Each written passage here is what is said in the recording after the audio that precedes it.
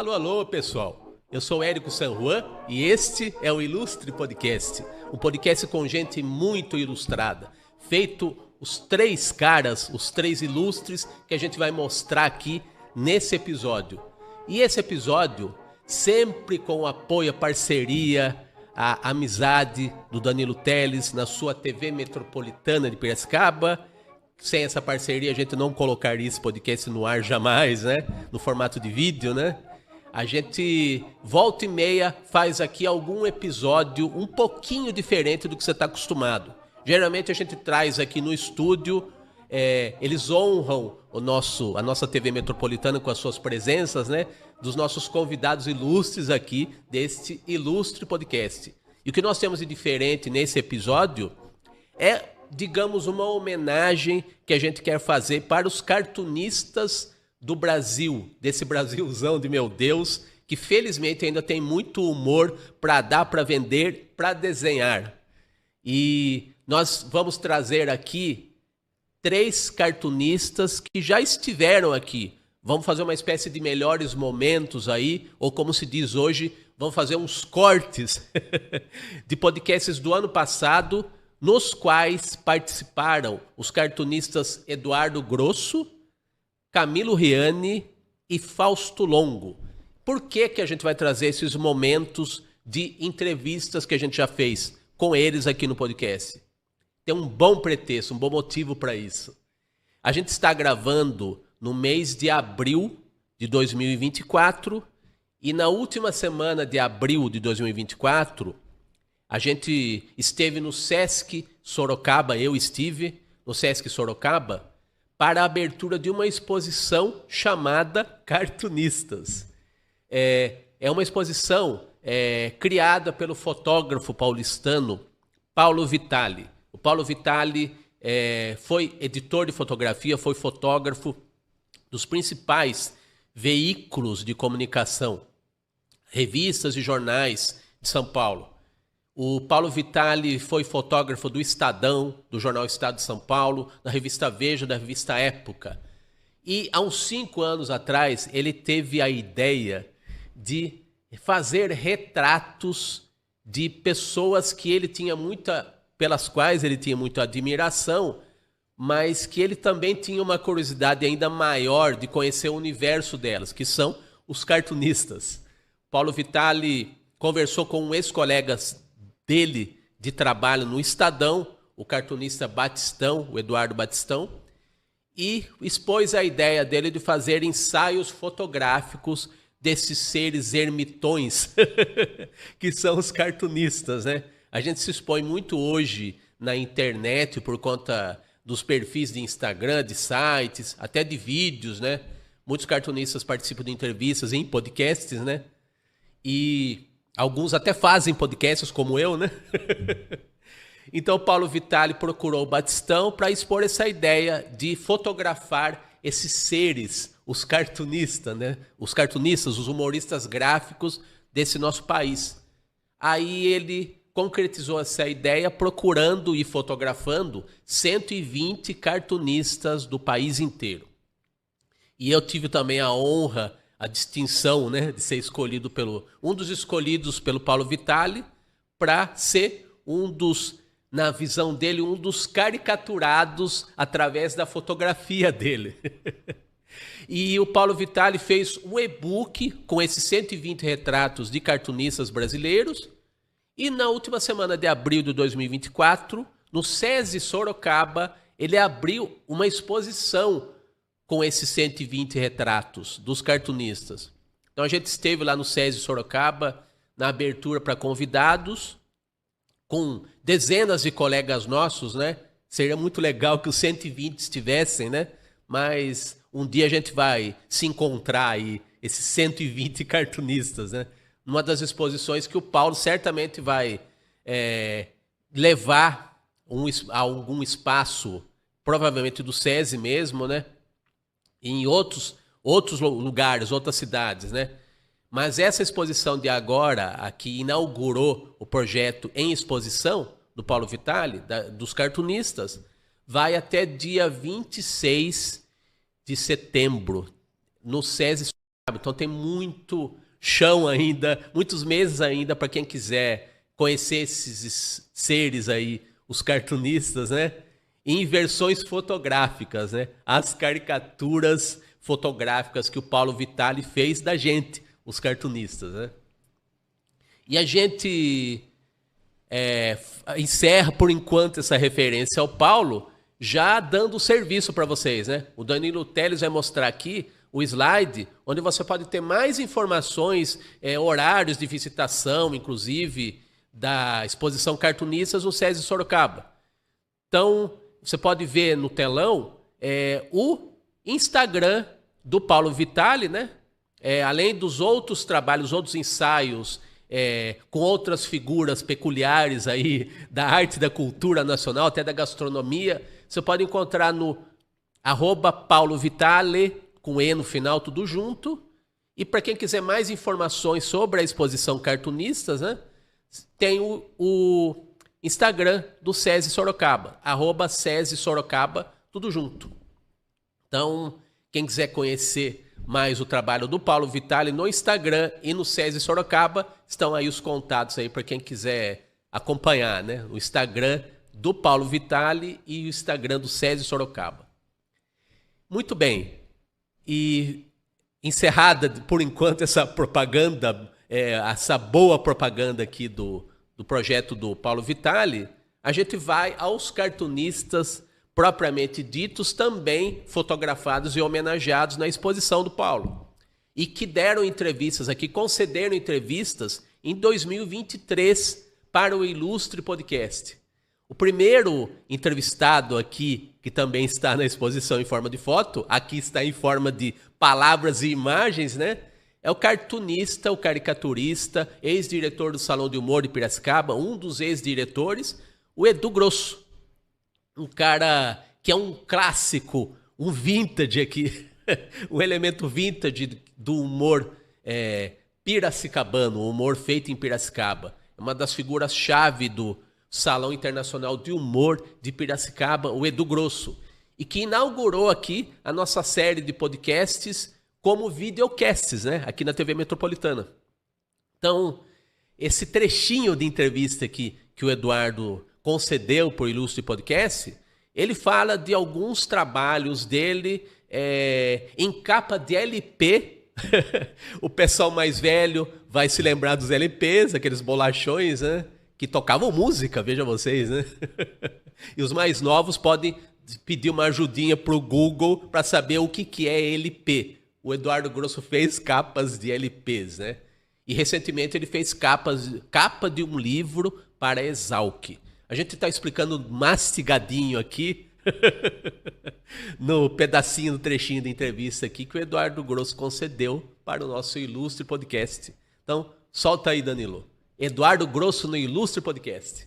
Uma capa de algo pré-histórico chamado LP, que era o LP do Festival de Música Ecológica de Piracicaba, promovido pela Prefeitura de Piracicaba, né? Sim, pela... Que você fez a capa, Secretaria de Ação Cultural, né? Exatamente. Eu fui muitos anos, né? É bom dizer que eu fui muitos anos, longos anos, né? Longos anos. Funcionário da Secretaria de Cultura, né? Uhum.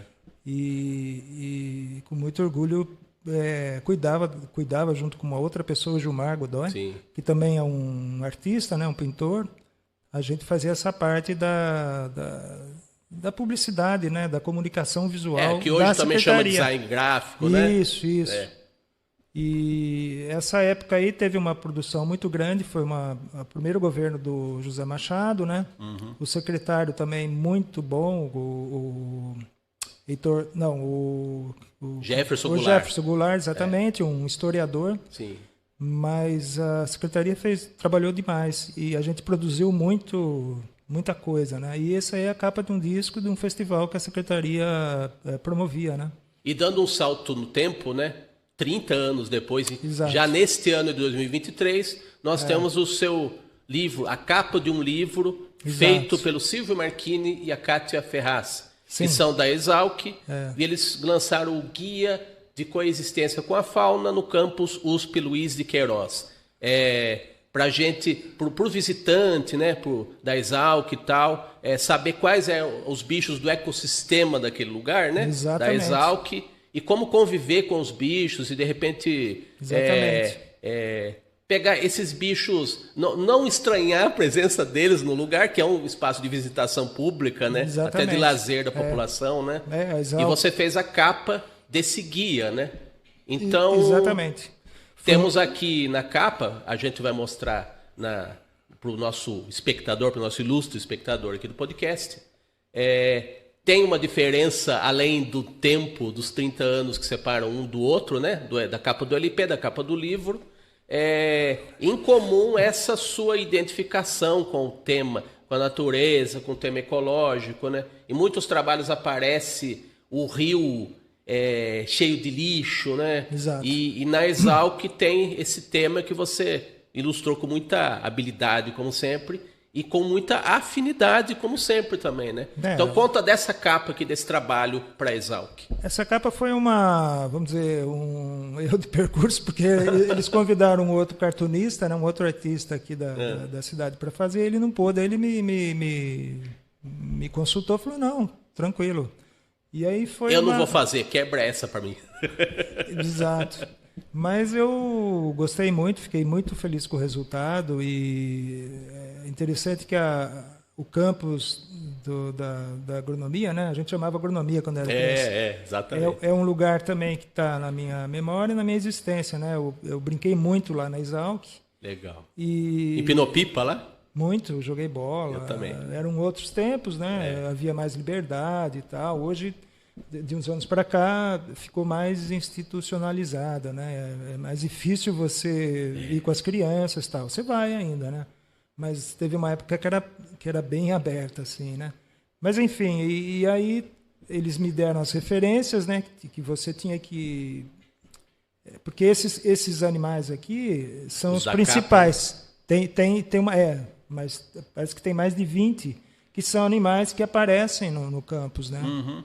E é preciso ter cuidado, não é interessante você ter uma relação, não é qualquer comida, por exemplo, dar comida para os pratos, né? Que tem várias lagoas lá, né? Vários chafarizes e tal. E é isso, é um guia bastante prático, né? Que ele fala assim, não faça isso, você pode fazer isso, para manter essa diversidade e a vida, né? Principalmente dos animais, né? Vida é um assunto que você coloca de uma maneira muito intensa no que você faz, né?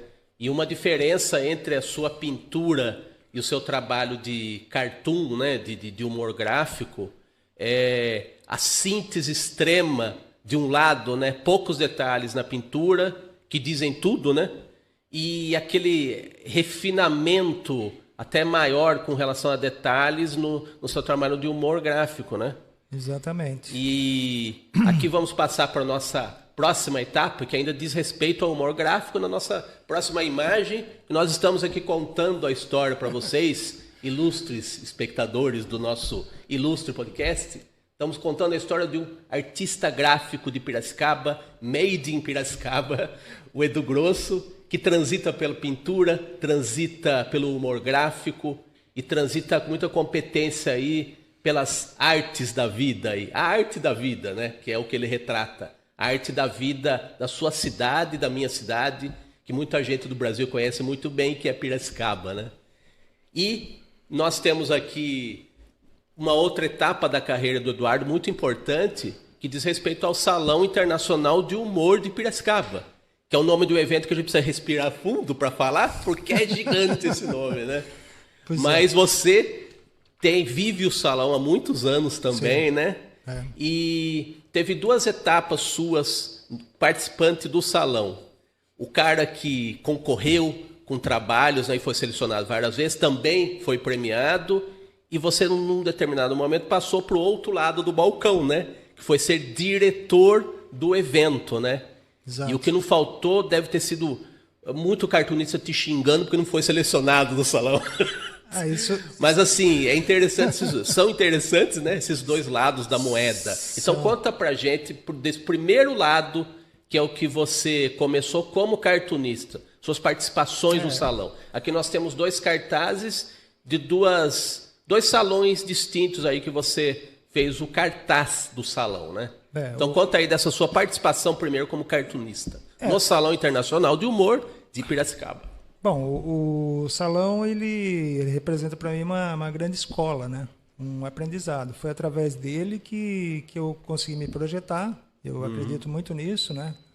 Me favoreceu muito em termos de conhecimento e essa questão também de você encontrar pontes, né? Fazer pontes com outros desenhistas e conversar e as oficinas também, né? E você tinha vantagem de morar em Piracicaba, né? Sim, tinha vantagem. Se você ser da sede da cidade mãe do evento. Né? Às vezes a gente só se dá conta quando alguém de fora diz pra gente o significado do salão, né? A grandeza que não do parece salão. tão natural que a gente já está aqui. Exatamente. Parece que faz parte do DNA da gente, né? De alguma forma, né?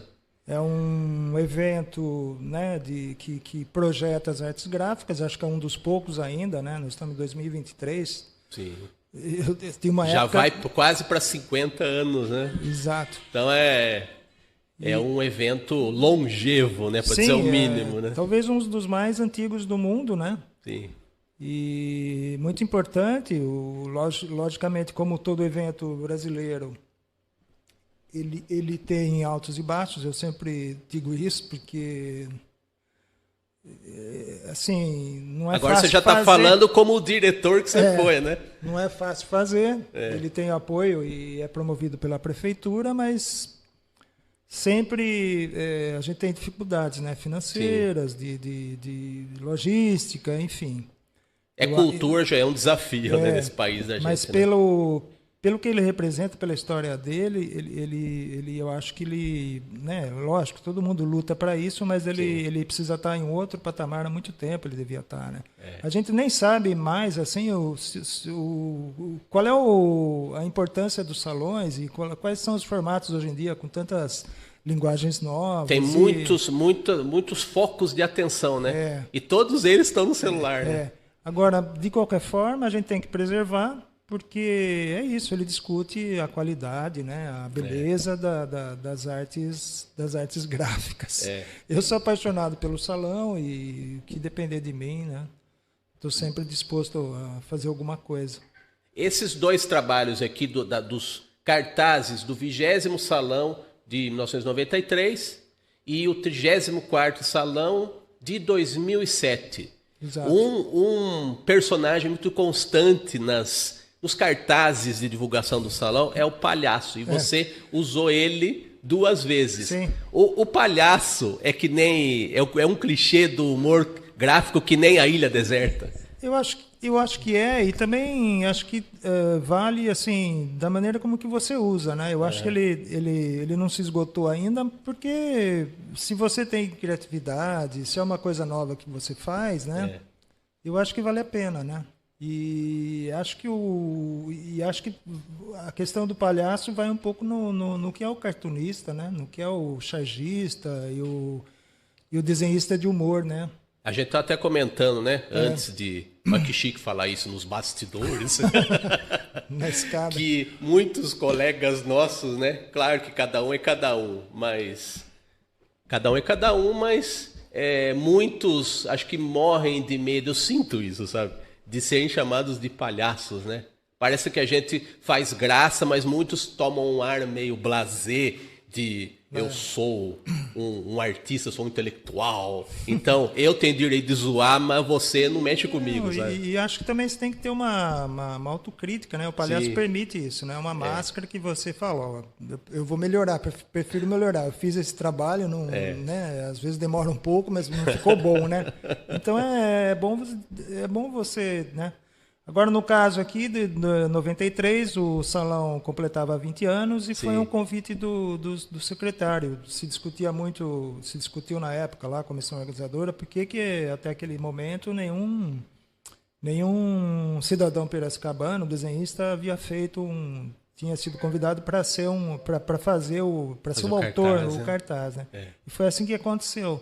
Teve uma certa resistência num momento, mas depois o pessoal aceitou, né?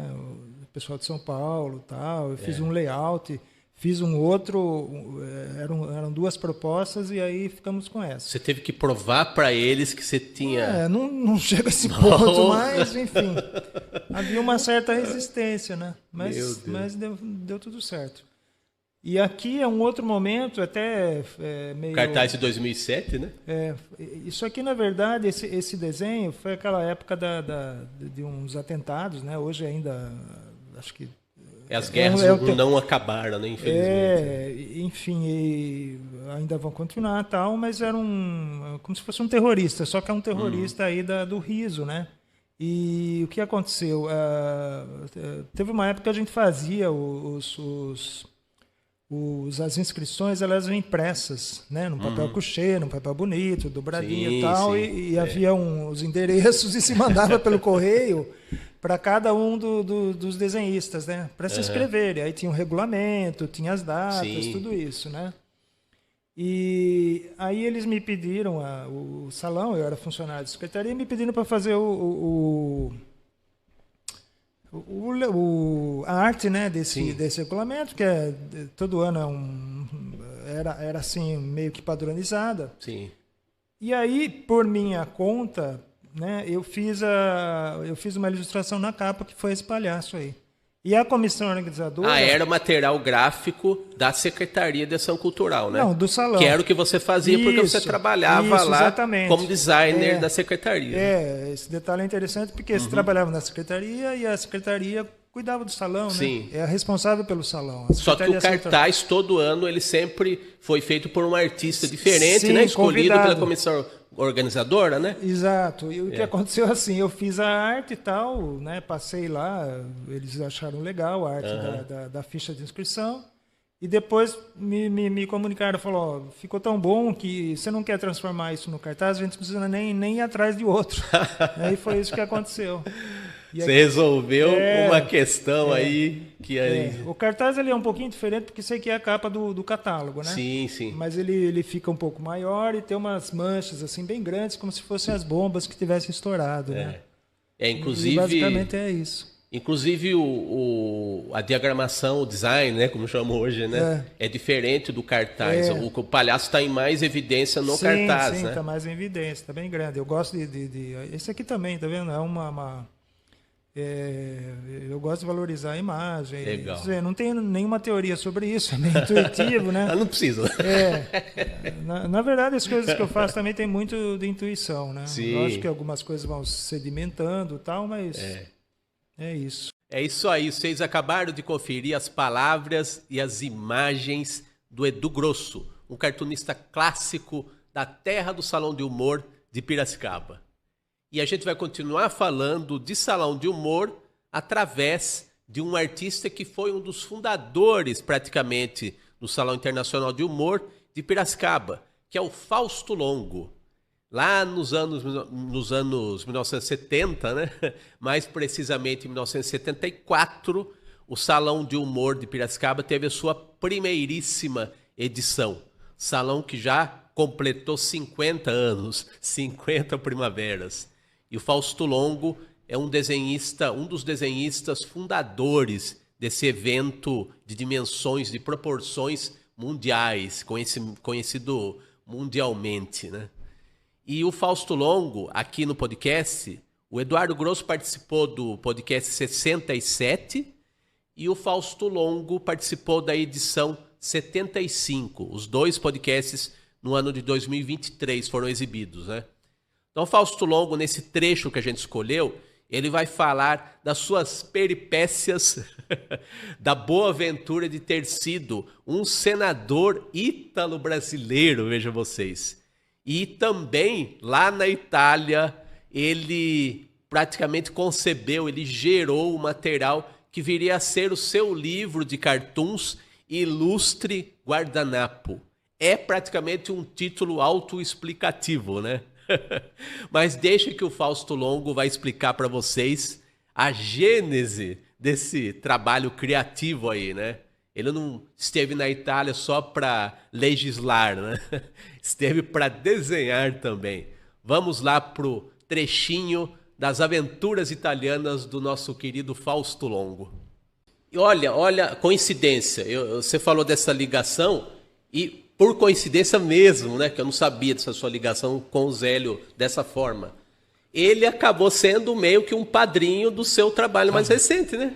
Que é um livro Ilustre Guardanapo. Então explica a gênese aí desse trabalho. E nós temos aqui, ilustre espectador, um exemplar do livro. Ainda está disponível na internet, no site do SESI? No SESI, na editora SESI. Ainda está em circulação esse livro.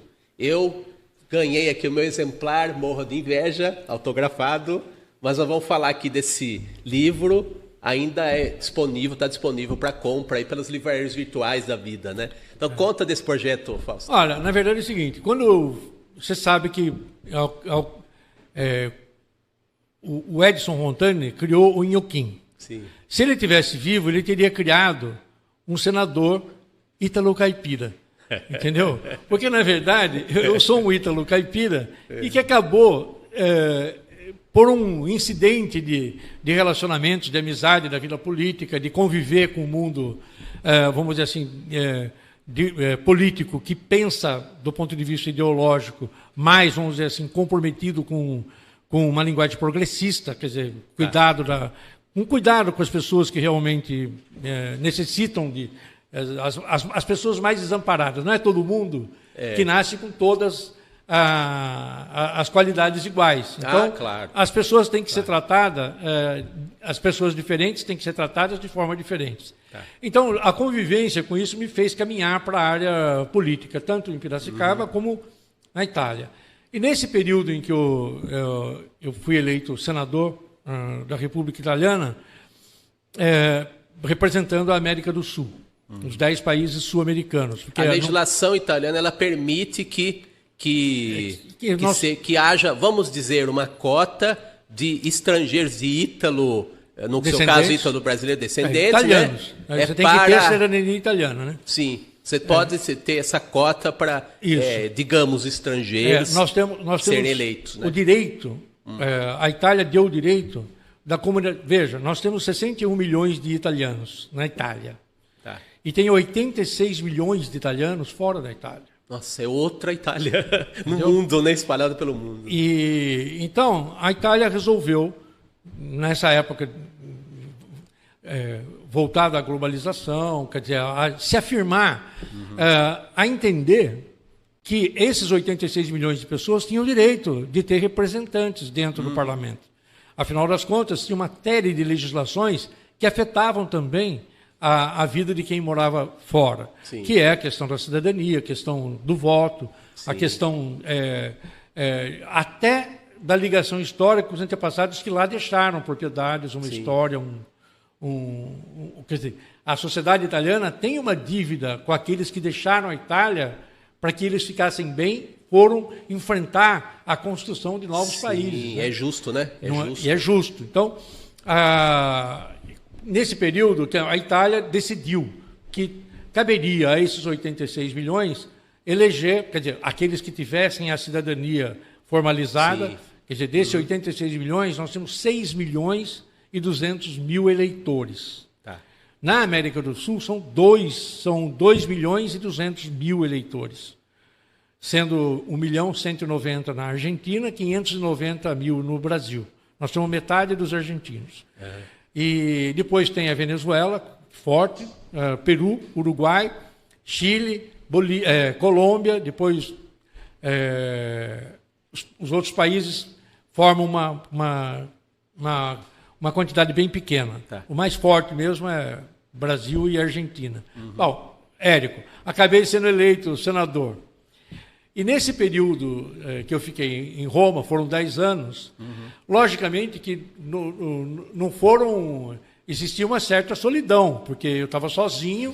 Você estava sozinho? Sim, eu estava sozinho. Um ítalo caipira que malemar conhecia o mundo. De repente é eleito senador.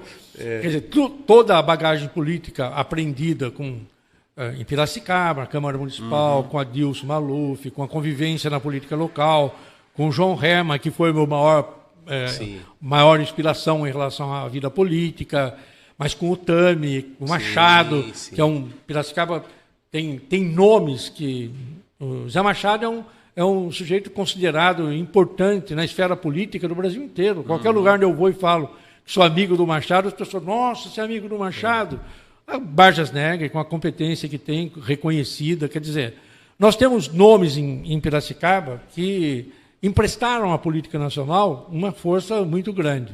E com essa bagagem, quer dizer, foi um aprendizado, Ítalo Caipira, mas com bagagem política. Mas eu imagino, Fausto, isso daí é uma experiência inédita, eu imagino, para qualquer ser humano, né? Você ser senador brasileiro na Itália, né? Você está num país que você... por mais que você tenha essa experiência, bagagem, eu imagino que seja uma experiência, humanamente falando, é inesquecível, né? Até também pelo aspecto mais ou menos negativo, que também foi o da sua solidão lá, naquela circunstância, né? Então, naquele período. Na verdade, do ponto de vista político, foi maravilhoso, porque eu tive contato com um universo que, por exemplo, até me envolver na política italiana, eu me preocupava muito com o aspecto, por exemplo, do Brasil, por causa da política brasileira, e muito preocupado com a questão, por exemplo, questões que vamos dizer assim, que tangenciavam Piracicaba. Tá. Piracicaba, para mim, eu nasci em Amparo. Depois eu vim para Piracicaba. Mas Piracicaba é que está dentro da alma, do coração. Não tem jeito, porque aqui que foi a minha criação, a minha vida, quer dizer, do primeiro beijo até... Então, quer dizer, essa correlação com Piracicaba, ela existia em função da hidrovia Tietê-Paraná, aí com a parte, por exemplo, ambiental, o envolvimento nosso com a guerra pelo rio. Quer dizer, o rio também foi uma veia que corria, quer dizer, uma artéria que corria dentro de mim. Quer dizer, o rio Piracicaba, eu escutava o salto até em Roma, né? Quer dizer, quando você entra num mundo totalmente diferente, onde você discutia, por exemplo, a Itália faz parte da União Europeia. Então, você tem que acompanhar o Parlamento Europeu, as comissões europeias, o que está acontecendo, porque eu não posso fazer uma lei que passe na Itália e não passe pelo Parlamento Europeu. Você tem que pensar de uma maneira além do lugar que você está. Exato. Né? E também existia o entendimento da América do Sul, porque eu não era representante do Brasil, era representante da América do Sul. Então, eu tinha que acompanhar a política Brasil, a política da Argentina, do Uruguai, Paraguai, Bolívia, Colômbia, Chile, quer dizer, só não das 3 Guianas, porque as 3 Guianas são estados de outros países e não são considerados geopoliticamente como pertencentes à América do Sul.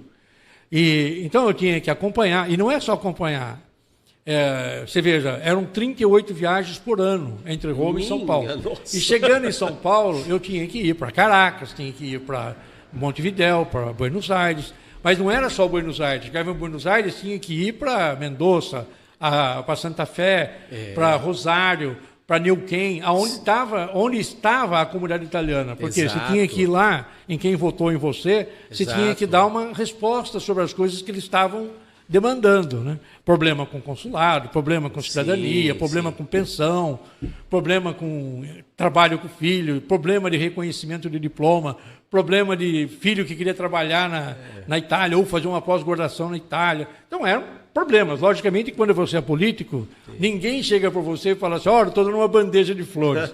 Na verdade, a demanda... E é evidente, o nosso papel, o papel do político era exatamente esse. Então, a sua vida foi muito menos monótona do que você imaginaria. Bastante. Né? Foi muito globetrotter, praticamente. Olha, só para você ter uma ideia, nos 10 anos de mandato, foram 419 localidades onde eu participei de reuniões, encontros, eventos na América do Sul. 419. Então... É isso que você falou, é um globetrotter. Realmente tinha que... Você tem que se deslocar. Ainda hoje, viu? Eu saí da política, mas a política não sai da gente. Então você continua, você não esquenta assento na sua casa. Por exemplo, sábado estava na festa italiana de São Pedro. Né? Mas a semana passada, semana retrasada, estava na festa italiana de Jundiaí, na festa italiana de Salto. Semana que vem... vai ter a festa de Poços de Caldas. Depois tem a festa da Polenta, aqui em Piracicaba. E hoje você está aqui no podcast. Então, quer dizer, e essa experiência em Roma, sozinho, morar sozinho, num país que, tudo bem que você tem a diversidade cultural. A Itália que a gente imagina aqui não é a Itália real. A Itália real vive problemas iguais do Brasil, emprego, renda, problemas sociais, violência. Enfim, é um país como outro qualquer que, para sobreviver... E a centralidade do poder na Itália está no parlamento, porque é um regime parlamentarista. É o parlamento que escolhe o primeiro-ministro. Entendeu? Quer dizer, a centralidade, qualquer coisa que vai fazer na Itália, ela passa por esse colegiado. Sim. Então, você acaba tendo um choque de outras realidades que eu jamais imaginava. Né? Eu me preocupar, por exemplo, com a questão de que o Brasil tem que exercer um papel de liderança na América do Sul. Mas, mais que isso, é o maior país do hemisfério sul. É um país que vai ser obrigado a dialogar representando outros países na relação com o hemisfério norte. Então, coisas que você... tudo bem, você lia uma notícia, tal, mas você não levava aquilo como... Lá virou meu trabalho, eu tinha que pensar nisso, obrigatoriamente. Então, as madrugadas, as noites, eu ficava sozinho e fiz amizade com donos de restaurante, porque a minha vida foi boêmia, né? Durante o dia era o parlamento, mas à noite eu ia para o restaurante. Aí conheci vários. Um deles que eu conheci, o La Taverneta 48, de um amigo Fred. E o Fred, por coincidência, era um mineiro de Pedro Leopoldo. Pedro Leopoldo, em Belo Horizonte. Aí eu encontrei um lugar onde eu podia lembrar o meu lado caipira, porque, de certa maneira, o mineiro é um pouco caipira como você estava em casa. Né? E aí a gente fez uma amizade, meu amigo até hoje, a gente se relaciona. Que bom. E no restaurante dele, eu ficava observando as pessoas. E tinha a canetinha, sempre a caneta acompanhando, e, logicamente, que não levava bloco de papel nem papel para o restaurante. O que tinha? Guardanapo. Então eu comecei a desenhar nos guardanapos. E ele, quando eu ia embora, ele guardava os guardanapos. Entendeu? Mas você não tinha essa preocupação? Você está lá se divertindo, você está comendo, você está conversando, você não fica guardando desenho. Aliás, eu nem sabia que tinha guardado. Né? Tinha até toalha, que eu tinha feito desenhos grandes. Né? E ele guardava aquilo e tal. Isso. E um dia que ele estava ampliando o restaurante, fazendo uma reforma, ele falou: Fausto, você precisa levar isso aqui embora, porque não pode perder. Olha, ele veio com o bolo dele. Ele me deu quase 1000 desenhos de guardanapo que eu tinha feito nas noites. Nossa, isso em quanto tempo você tem, assim? Acho que foi assim, nos primeiros 5 anos, 4 anos que eu fiquei lá, que foi a maior produção. Né? Depois você vai se acostumando, aí você faz amizades, e aí você começa... A solidão já não era tão grande, então tinha outros relacionamentos. Já foi se ambientando mais. Aí já comecei a participar de eventos, representando o Partido Socialista nas pequenas cidades da Itália. Que aí, o Partido Socialista Italiano precisava angariar gente para aumentar os seus quadros. E aí, como era parlamentar, eu era o único parlamentar eleito pelo partido. Olha isso. Naquele ano. Solidão também na política, de certa forma, né? Você imagina, o Partido nós tínhamos 630 deputados. Hoje são 400. Nós votamos o corte de 230. São 400. Mas em 630 tinha um do Partido Socialista. Então, que situação, Fausto. Logicamente que a pauta que eu tinha era de responsabilidade com o parlamento, com o povo italiano, com o povo italiano que vive fora da Itália, mas tinha uma responsabilidade ideológica com o meu partido, de levar a mensagem do meu partido para dentro do parlamento. Então, aí já começou a dar trabalho, entendeu? Era visita, reunião, evento, foi um pouco diferente. Os últimos 4 anos foi muito agitado por esse viés mais político do que ficar viajando, por exemplo, para atender a comunidade italiana. Era mais o trabalho, vamos dizer assim, de caráter ideológico, né? Então esse trabalho ele foi gestado na Itália e tem a ver com o Zélio, né?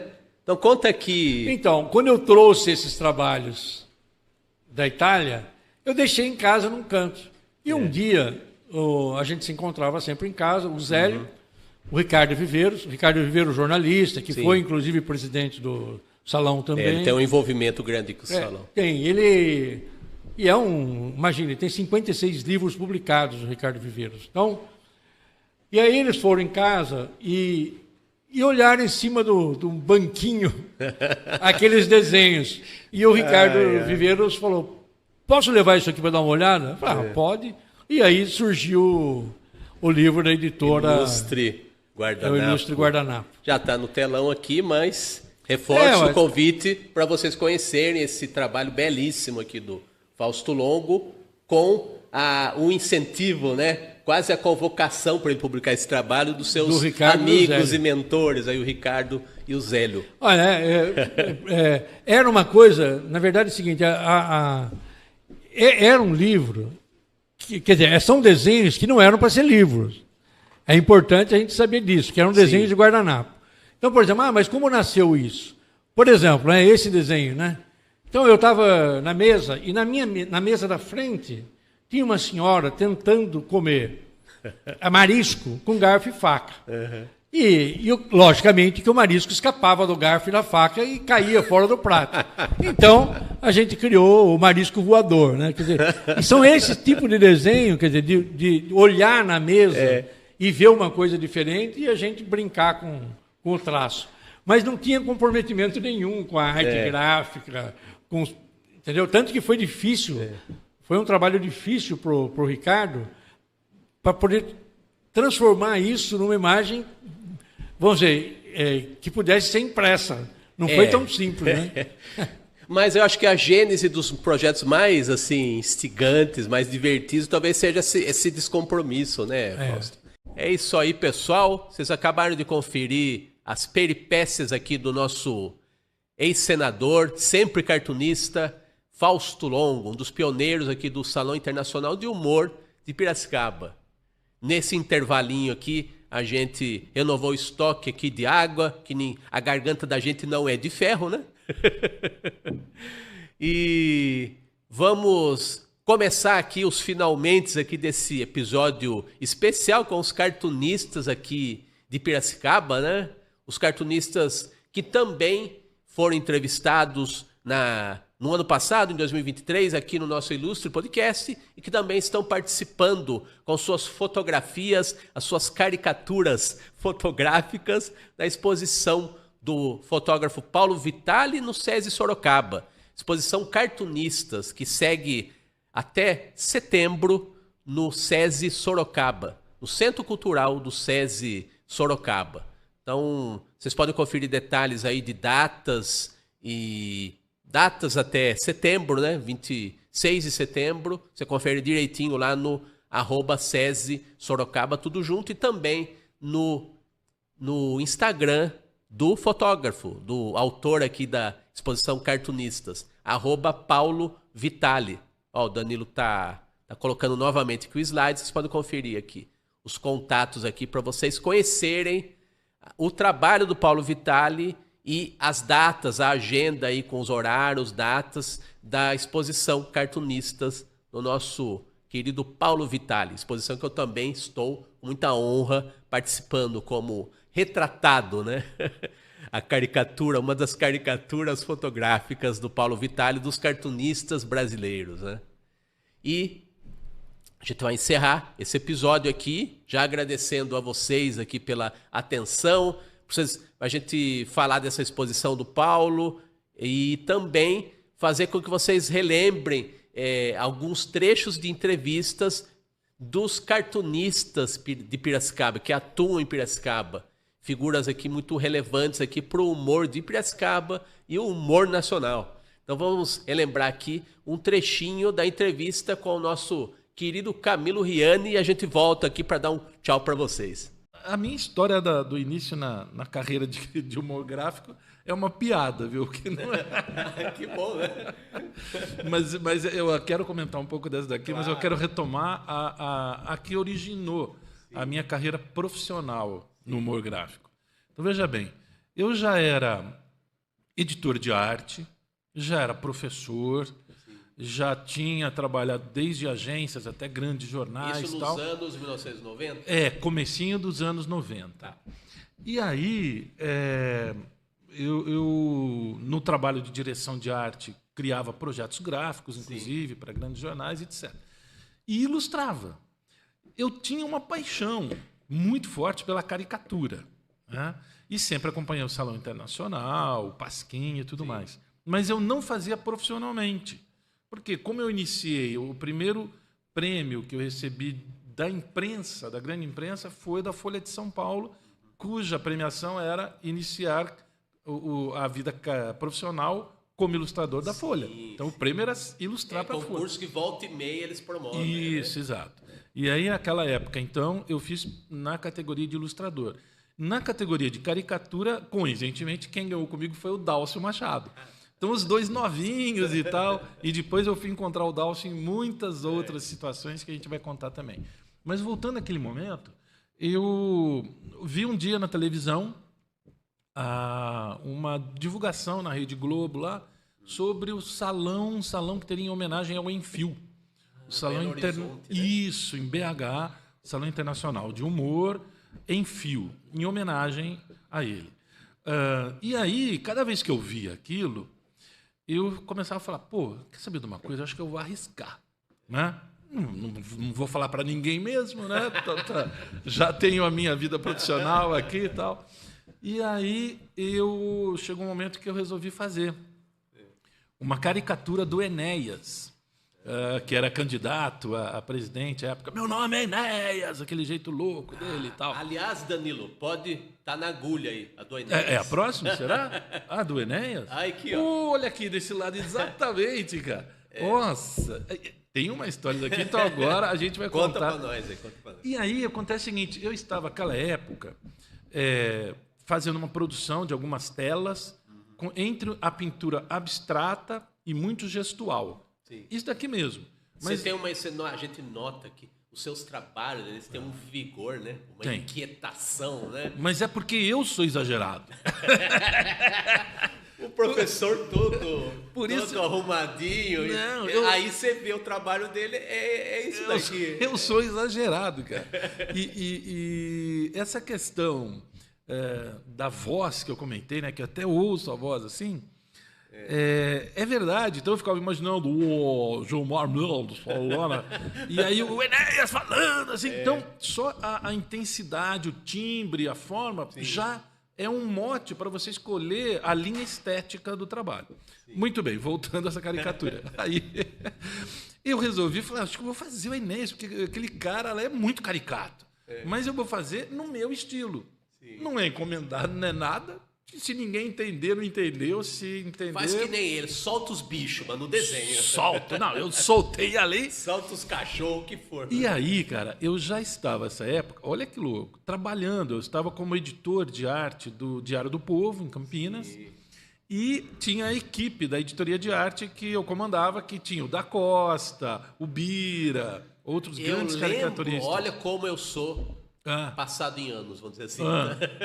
Eu lembro de uma foto sua na capa do Diário do Povo, quando estreou o novo projeto gráfico. É verdade. Você estava na capa do Diário do Povo. Que foi um trabalho gigantesco, mas sim, magnífico a experiência, com pessoas fantásticas, em que nós reformulamos todo o jornal que passou a ser colorido naquela época. Nós somos da época do jornal preto e branco aí, né? Nós somos da época do jornal.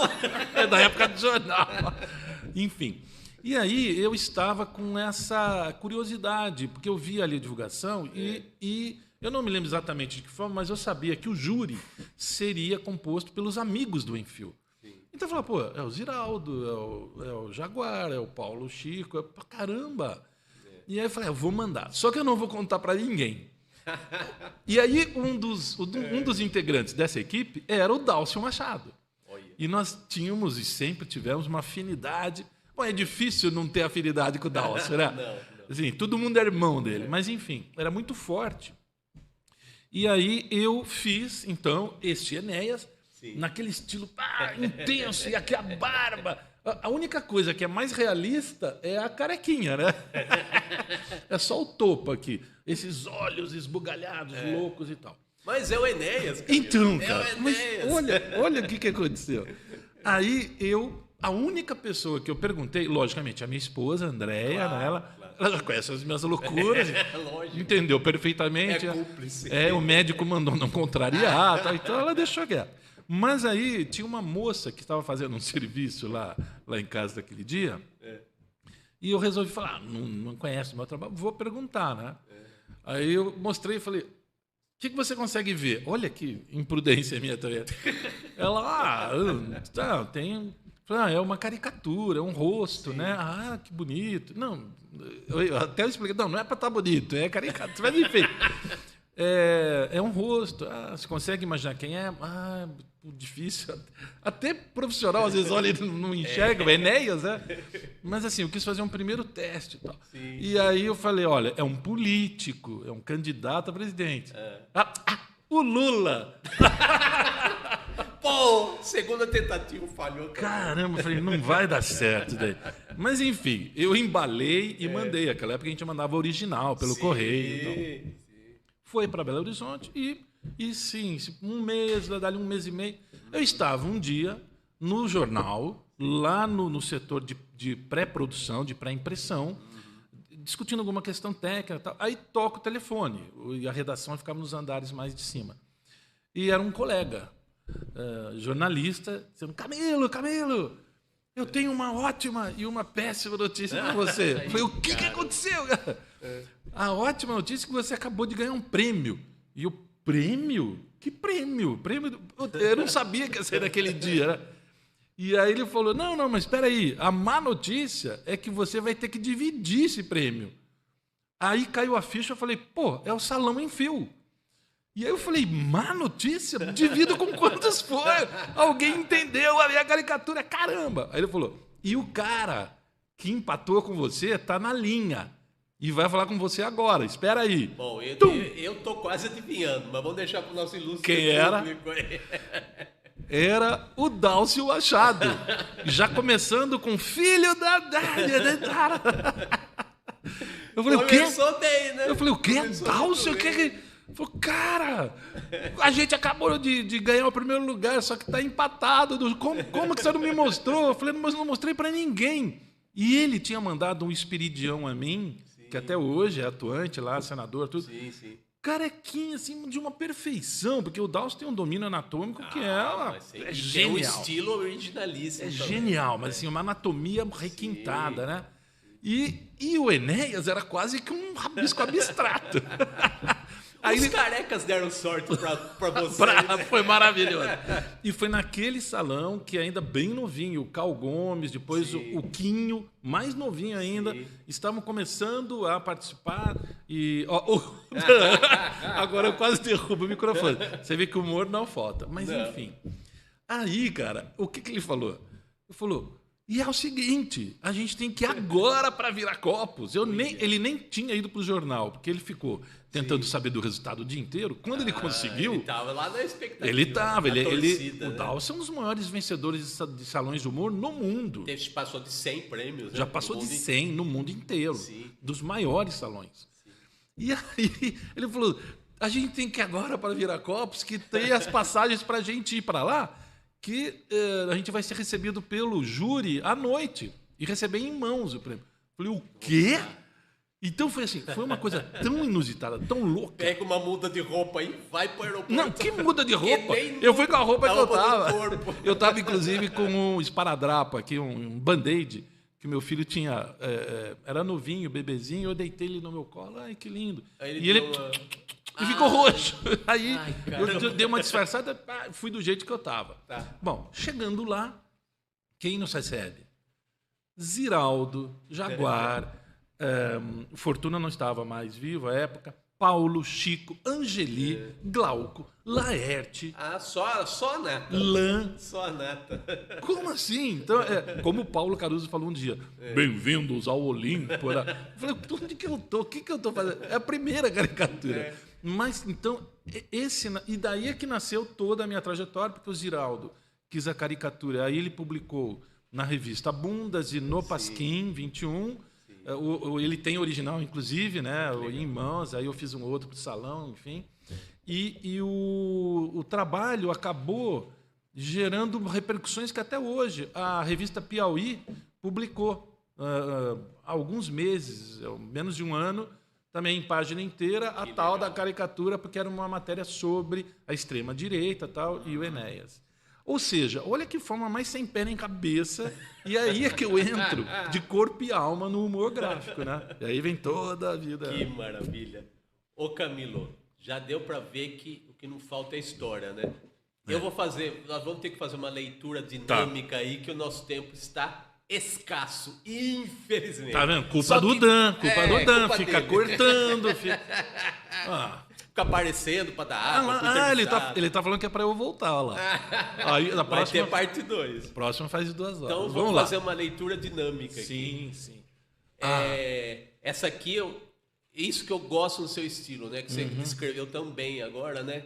Que é a memória da caricatura, não necessariamente a referência fotográfica. É o arquétipo, né? é o ser. Exatamente. É a imagem, é o persona. Então a gente viu isso no Enéas, que você escreveu aí, né? Que é o começo da sua carreira na caricatura, né? Sim. A Amy Winehouse, que vai por esse caminho, né? Então, o Gonzaga já é algo mais... Você pode voltar, Danilo? Então, um pouquinho? agora, olha que interessante, se voltar ali o Luiz Gonzaga... Isso, já é uma coisa mais aparentada à xilogravura, técnica da xilogravura. Que é uma metalinguagem por Sim. conta da questão nordestina, Exatamente. né? Mas ele já é mais identificável, embora seja Isso. bem ousado, mas é isso daí porque também era encomenda para um calendário artístico. Tá. Então você percebe, aqui era para um festival, aqui era para um calendário. Ela mas já mesmo... difere um pouco das outras porque é mais identificável. Aí indo para M... ali também foi para um festival, que inclusive me rendeu também um prêmio, e o Ziraldo de novo estava nessa história. É o seu bruxo. Aí ele falou, preferido. eu nem conheço quem é essa moça, mas o desenho tá... E aí... Que bom. E aí, então, é essa questão, quase que de uma abstração, né? Esse foi o Camilo Riani, um dos grandes humoristas gráficos aqui do Vale do Cartoon, como o nosso eterno Ziraldo se referiu à região do Salão Internacional de Humor de Piracicaba. Ziraldo, que foi uma espécie de padrinho do Camilo Riani, como vocês puderam ver aqui no trechinho, no corte da entrevista com o Camilo para o Ilustre Podcast número 80, que foi exibido no ano passado. E vocês podem encontrar, você, ilustre espectador, pode encontrar as entrevistas completas com o Edu Grosso, com o Fausto Longo e com o Camilo Riani no YouTube da TV Metropolitana de Piracicaba, no canal do YouTube da TV Metropolitana de Piracicaba e no canal próprio do YouTube do Ilustre Podcast. Esse podcast aqui foi, de certa forma, foi especial, né? Uma homenagem aos cartunistas brasileiros na figura desses 3 entrevistados do Ilustre Podcast de 2023. Que a gente fez aqui a referência à exposição Cartunistas, com retratos de 120 cartunistas feitos pelo fotógrafo Paulo Vitali, que está, no momento que a gente está gravando aqui, na exibição primeira aqui do podcast no YouTube. É uma exposição que vai até setembro no SESI Sorocaba, no teatro, no Centro Cultural do SESI Sorocaba. Então tem tempo aí, você que está vendo esse podcast em maio de 2024, tem muito tempo aí para você conferir e prestigiar os cartunistas desse Brasilzão de meu Deus, em forma de retratos, caricaturas fotográficas do Paulo Vitali, dessa turma aí do traço, do risco e do humor. O humor brasileiro, o humor de todos nós. E estamos aqui encerrando mais uma edição, mais um episódio do Ilustre Podcast. A gente conta com a sua presença, com a sua audiência. Na próxima semana, estamos sempre aqui com novos episódios do Ilustre Podcast, às quintas-feiras, às 8 da noite, no canal do YouTube da TV Metropolitana de Piracicaba, a nossa parceira aqui na produção do nosso podcast, produção e exibição do Ilustre Podcast. E também, simultaneamente, ao mesmo tempo, você pode encontrar os episódios novos e os antigos, né, no canal próprio do YouTube do Ilustre Podcast. E a agenda com os novos convidados de cada semana está em @ilustre.podcast no Instagram. A gente aguarda você semana que vem e sempre que você puder, sempre que você quiser, novos episódios, ilustres convidados no nosso Ilustre Podcast. Até mais, até semana que vem.